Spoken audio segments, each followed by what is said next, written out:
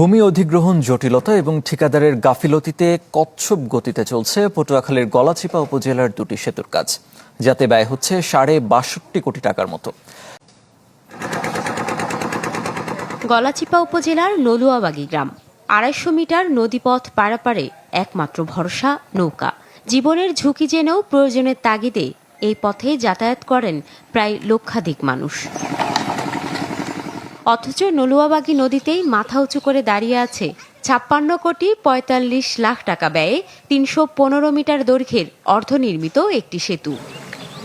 জানা গেছে, নিরাপদ ও নিরবচ্ছিন্ন যাতায়াতের জন্য ২০২০ সালে সেতুটির নির্মাণ কাজ শুরু করে এলজিইডি, কিন্তু ৬ বছরেও শেষ হয়নি কাজ। আমাদের এই যে ব্রিজটা অনেক দিন ধরে এই যে অর্ধা কাজ হয়ে পড়ে রয়েছে, ঠিকমতো ওইটা কাজ হয় না। এই জন্য আমাদের স্কুলে যাইতে কষ্ট হয় এবং আমাদের খাওয়া পাড়ায় যাইতে হয়। বর্ষাকালে আমরা ঠিকমতো যাওয়া করতে পারি না, অনেক দিন স্কুলে না যাইও থাকতে হয়। এবং আমরা চাই যে ব্রিজের কাজটা যত দ্রুত হয়। আসলে ব্রিজটা থাকলে আমাদের জন্য অনেক সুবিধা হতো, অল্প সময়ের মধ্যে এপার ওপার পার হতে পারতাম। কিন্তু আসলে ব্রিজটা স্লো প্রসেসে কাজ করার জন্য আমরা বুঝতে পারছি যে কোথায় এই সমস্যাটা হচ্ছে। যদি দ্রুত কাজ হইতো তাহলে তো জনমানুষের আসলে ভোগান্তিটা লাঘব হতো।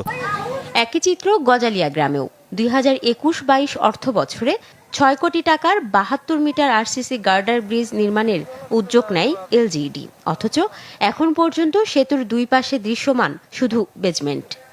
আমরা তো প্রতিদিন মাদ্রাসায় আসা যাওয়া করি, এই পথ দিয়ে। এই পথ তো এই একটাই, তো অনেক সময় মোটর সাইকেলে যাইতে হয়তো এই যে কাঠের যে ব্রিজটা যে কাঠ দিছে অনেক সময় ভাঙ্গে মানে স্লিপ কাটে।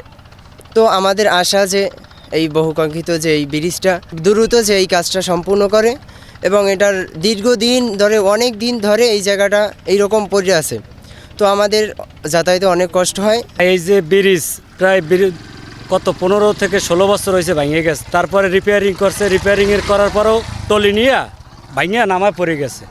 পড়ে যাওয়ার পরে এই যে ইটের ওই যে আপনার কাঠের সেতু দেওয়া, ওই আপনার সকালবেলা হইলে এটার উপর দিয়ে গাড়ি গেলে অনেক গাড়ি পড়ে গেছে, আপনার স্লিপ কেটে, মানে অনেক ভয়ে ভীতির মধ্যে আছি আমরা। আর আমাদের গজালি ইউনিয়নের এই একটাই সড়ক, এই সড়ক ছাড়াই যেমন গর্ভধারিণী মায়েরা যদি হয় আপনাদের আমাদের চিকটিগেন্দি ঘুরে অনেক দূর ঘুরে যাইতে হয়, তাহলে ঘুরে যাইতে যাইতে দেখা গেছে পথে ওই একটা অ্যাক্সিডেন্ট হয়ে যায়। আমাদের কোনো বিকল্প কোনো পথ নাই, পথে এইটা দীর্ঘদিন যাবৎ প্রায় মনে হয় ২ বছর তরিত হয়ে গেছে।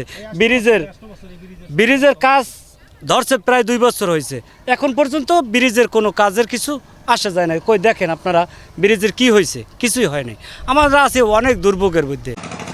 যদিও এসব নিয়ে এলজিইডির দাবি, ভূমি অধিগ্রহণ জটিলতা ও ঠিকাদারের গাফিলতিতে নির্মাণে ধীরগতি। ঠিকাদার দীর্ঘদিন তার গাফিলতির কারণে কাজটা পড়ে আছে, যার কারণে আমরা কিন্তু অলরেডি তার কাজ বাতিলের জন্য চিঠি দিয়েছি।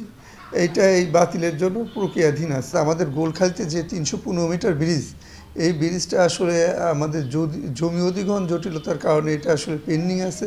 তবে এটা জমি অধিগ্রহণের মোটামুটি শেষ পর্যায়ে আছে। আশা করি খুব শীঘ্রই এটা কাজটা শেষ হলে আমরা জমি অধিগ্রহণের কাজটা শেষ হলে আমরা ব্রিজের কাজটা ধরতে পারব। গলাচিপা উপজেলায় গোলখালি নলুয়াবাগী যে একটা নদী আছে, নদীর উপরে একটা ব্রিজ আছে ৩১৫ মিটার ব্রিজ। এই ৩১৫ মিটার ব্রিজের প্রায় 85% কাজ হয়েছে। তো এখানে আর 3টা স্প্যান বাকি আছে, অ্যাপ্রোচ রোড বাঁধা আছে। এই অ্যাপ্রোচ রোডের অধিগ্রহণের জটিলতার কারণে এই 3টা স্প্যানের মধ্যে কিছু পাবলিক ল্যান্ড পড়ছে। ল্যান্ড পড়ার কারণে এই লোকগুলো বাধা দিচ্ছে, যতক্ষণ না এই জমি অধিগ্রহণ হবে ততক্ষণে তারা কাজ করতে দিবে না। এটা পুনরায় আবার এটা সংশোধনের জন্য মিনিস্ট্রিতে হয়তো আগামী রোববার দিকে যাবে, গেলে এটা অ্যাপ্রুভাল হলে 4 ধারা জারি হবে। 4 ধারা জারি পরবর্তীতে লোকাল লোকজনের সাথে কথা হয়েছে, তখন তারা কাজ শুরু করতে দিবে।